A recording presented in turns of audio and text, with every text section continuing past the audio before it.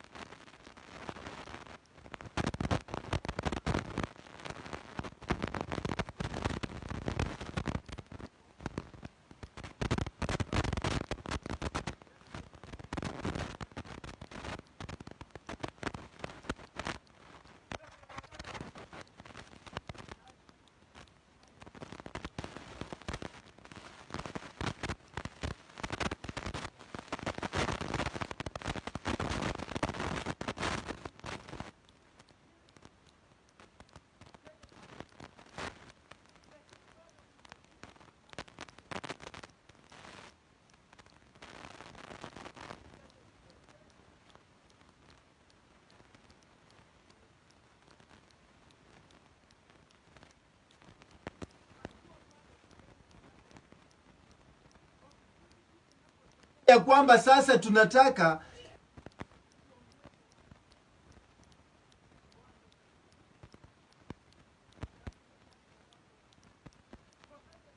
andishwa kiwango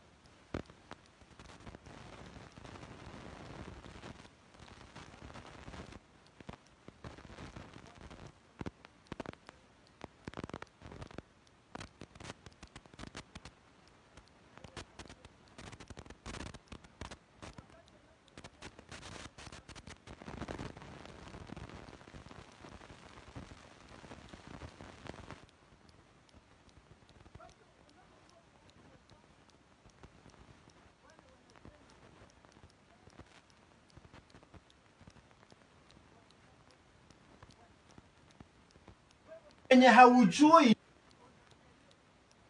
nauliza kitu au unaangalia chini, furaha haumna ndani.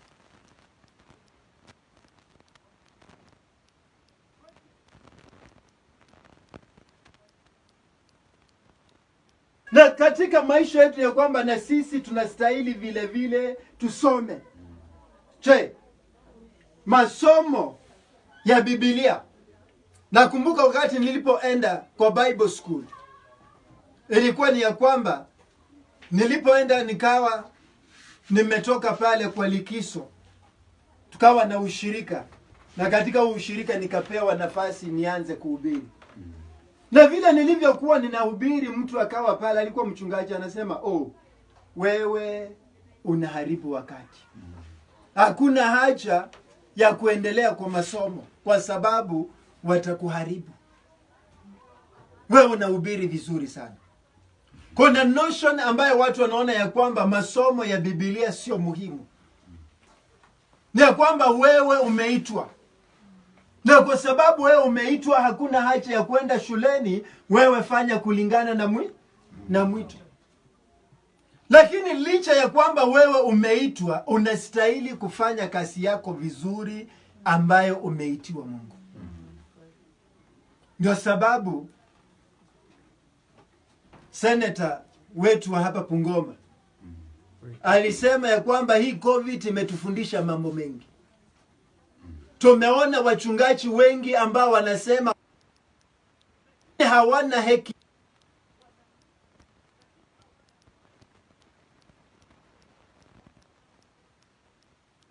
Wachungaji wengi labda wenye wachasoma wanaomba COVID iendelee tu. Kwa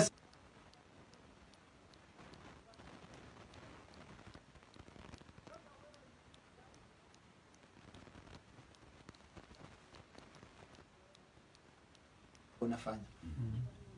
Na ndio kuna wengi ambao wameitwa. Licha ya kuitwa, na kwa sababu hawana masomo, itabidi ya kwamba wao warudi nyuma. Na wachungaji wenye wanachua, wale wakora ambao wanachua ya wameenda shuleni. Wakati serikali inasema ya kwamba haya, kama wewe umesoma, tunakuruhusu uendelee kuhubiri. Wale wenye mwito na bila masomo hawatahubiri. Na wale ambao wana masomo bila mwito ndio wataendelea kufanya nini? Kuhubiri. Na tuanze tena kulaumu serikali yetu. Lakini tunataka tuelewe ya kwamba masomo ni mazuri. Uzuri wa masomo ya Biblia ni ya kwamba inatuongoza kwa kuwa wanafunzi wa Yesu. Yesu alipokuja hapa, aliwachagua wanafunzi. Na alipowachagua wanafunzi, ni ya kwamba akawa na wao. Na kwa nini alikaa na wao? Akawa anawafundisha. yale ambayo wanapasa kufanya, chenzi wanavyopasa kuendelea katika maisha yao. Baada ya kufanya, amewafundisha na anawatuma. Mchungaji amefundishwa sasa, ingalao alikuwa katika huduma, lakini bado anatumwa sasa kwa njia tofauti. Yes. Wanafunzi wa Yesu walipoendelea kuhubiri bila Yesu, wanaona ya kwamba wenye wachasoma, common people, napoangalia elimu ya ulimwengu huu hawakuwa nayo. Lakini wanapoangalia jinsi wanavyohubiri, wakatambua kitu kimoja: huyu mtu alikuwa na Yesu. Yes. Yana kwa kuwa na Yesu kuliweka utofauti. Unapoenda kuhubiri wale watu ambao wamesoma, na kuna wale wengine ambao katika makanisa yetu, mimi nikihubiri Nairobi ndio nilijifundisha mambo mengi. Kuna watu ambao wameenda shuleni, wamesoma, wamekuwa wachungaji, wameacha kanisa, lakini wanaenda kushiriki tu kwa makanisa. Kwa kanisa langu moja kule Nairobi, nikawa niko na mtu kama yule.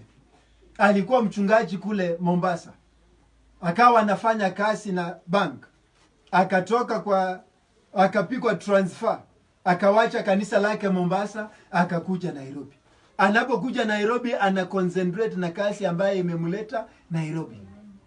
Akaja akawa ni mchungaji, ni mshirika kwa kanisa langu. Anapokuwa mshirika kwa kanisa langu, mtu ambaye alikuwa ni mchungaji, mtu ambaye ili afundishwe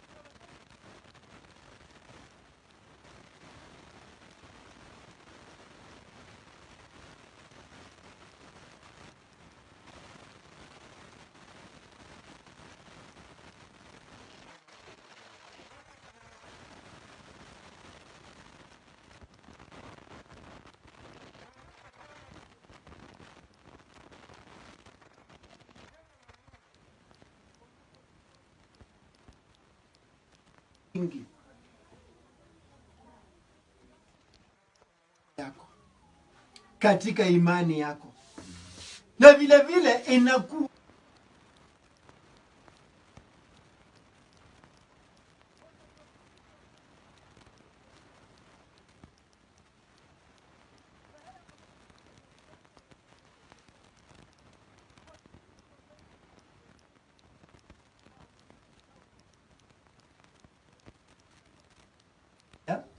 uongo.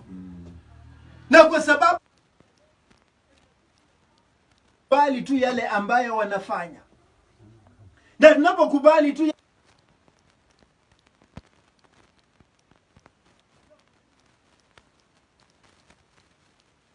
kwamba walimu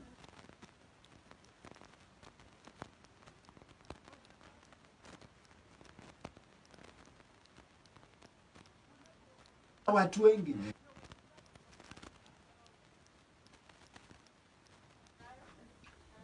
na wanafanya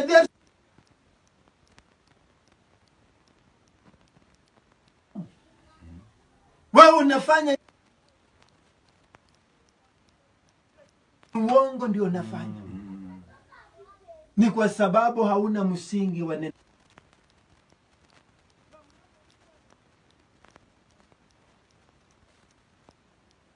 tokana na mafundisho ya uongo. Yes. Nakumbuka siku moja nikiwa kule Nairobi, ngawa nina mtu alikuwa ni fundi, tunamwambia njoo unifanyie kazi. Wakati anakuja kunifanyia kazi, ikawa na mimi ninamuongelesha neno la Mungu. Hata mimi nilikuwa mchungaji na nilikuwa nimehubiri kwa miaka 5.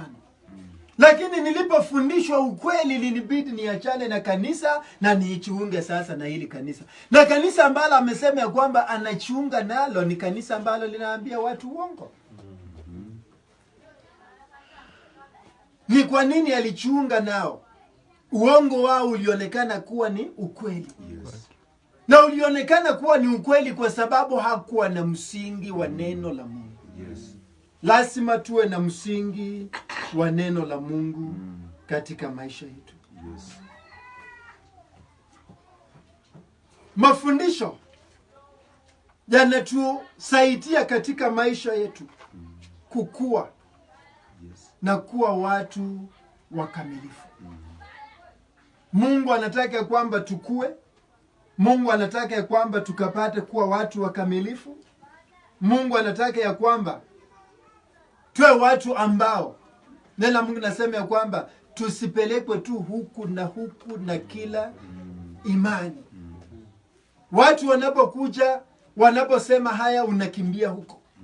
Wanaposema haya unakimbia huko. Na kuna wachungaji wengi ambao wanafanya hivyo. Juzi nikawa naongea na mtu mmoja kule Kitale. Kawa ananiambia kuhusu mchungaji fulani.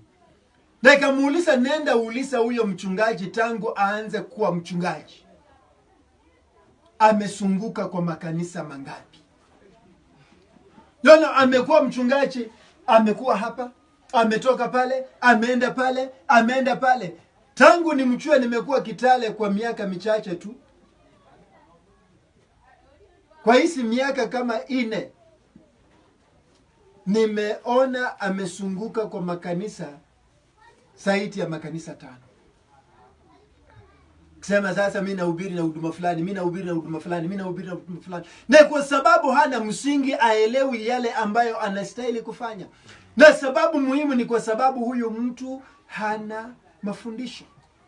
Hana neno la Mungu. Tunaposoma, tunapokuwa na elimu, na kwamba inatufungulia vile vile milango ya kukutana na watu wengine. Yes. Na kuwafikia watu wengine. Kwa sababu ya elimu ambayo tumepewa, ili tukapate kukutana na watu wengine, tuwafikia watu wengine, na kwamba vile vile inatupatia majukumu, greater responsibilities. Yes. Chungaji vile umekubali na umesoma, na kwamba sasa majukumu ndio unapewa mengi. Yes. Na unapopewa majukumu mengi ambayo unapewa, kuna makanisa mengi ambayo unakuta ya kwamba hili ni kanisa, lakini kuna uadui wa yale makanisa. Mchungaji hawezi enda kuhubiri kwa kanisa lingine. Mchungaji hawezi enda kuhubiri kwa huduma mwingine. Lakini ni kwa sababu hawajui. Yesu akasema ya kwamba nina kondoo wengine. Na vile vile hao ni wangu, nitakana niende niwafikie, ili wote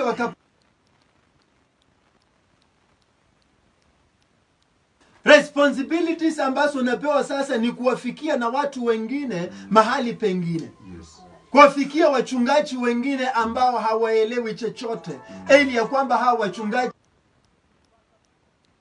ile ambacho Mungu katika maisha yao, katika huduma wao. Yes. Lazima uwafikie na hao watu wengine. Kwa hiyo muda ambao Mungu amenileta, na ninashukuru Mungu ya kwamba you have the same burden, you have the same calling like me. Yes.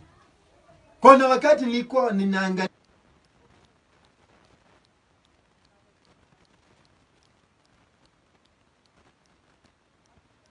ngaji hajulikani.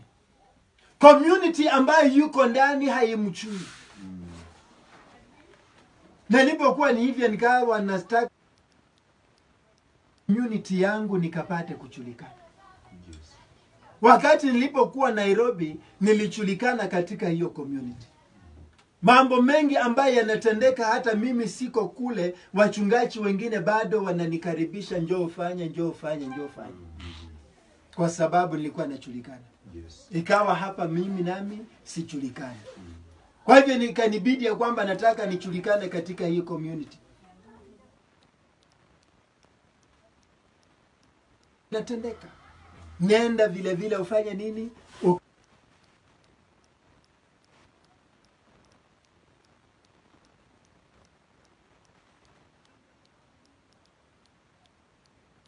Unaposoma, mara nyingi napolisoma neno la Mungu, vitu huwa vinaonekana mpya mara kwa mara. Ni kwa nini? Ni kwa sababu Mungu bado ana mambo mengi ambayo anatufunulia kwa neno lake. Na unapoenda kusoma utakuta ya kwamba Mungu anaendelea kukufunulia mambo mengi. Vile tumekuja kushiriki pamoja na wewe. Kitu kingine ambacho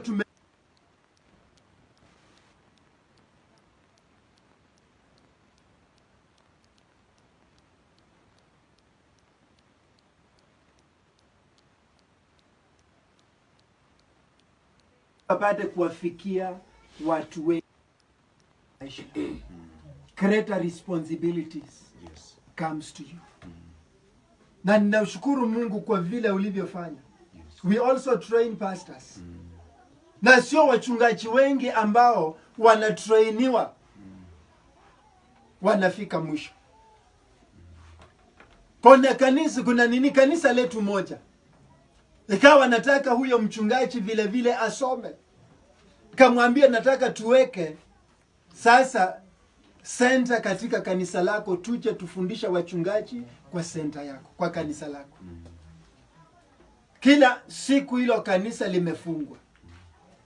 Hakuna kitu ambalo linafanya. Fungua milango, tuanze kuwafundisha. Walifungua mlango Jumamosi 2, 3, wakaanza sasa tunaenda pale, imefungwa. Nakaa kwa gari na ngojea wakuje wafungue. Wakati mwingine nikaenda kwa gari nakaa na lala, hakuna watu ambao wanakuja. Ikabidi ya kwamba nitoe hapo. Anataka ahubiri. Lakini je, ako tayari kuweka gharama? Daudi akasema ya kwamba Mungu kitu ambacho sichakaramika. Na hiyo ndio umefanya ya kwamba umekaramika. Na kwa sababu umekaramika, lazima Mungu akubariki, lazima Mungu naye atakuwezesha kwa sababu ya gharama ambayo umefanya. Na utapata malipo mengi kwa sababu yeye. Kwa hivyo ningelipenda tunaposhiriki pamoja na yeye, vile vile tuombe tu Mungu amwezeshe kwa kazi ambayo iko mbele.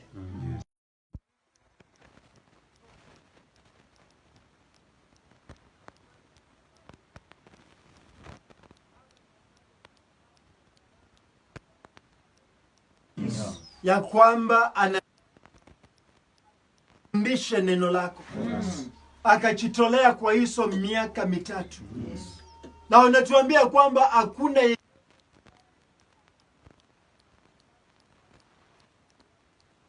bure. Kwa hivyo naomba ya kwamba ukabade kumbariki na ukabade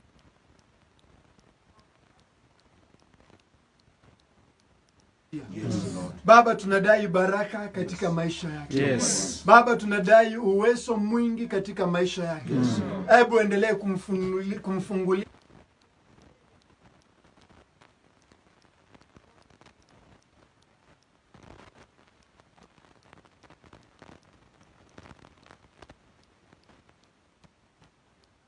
Amen. Bwana sasa sema stop. Alafu weka share.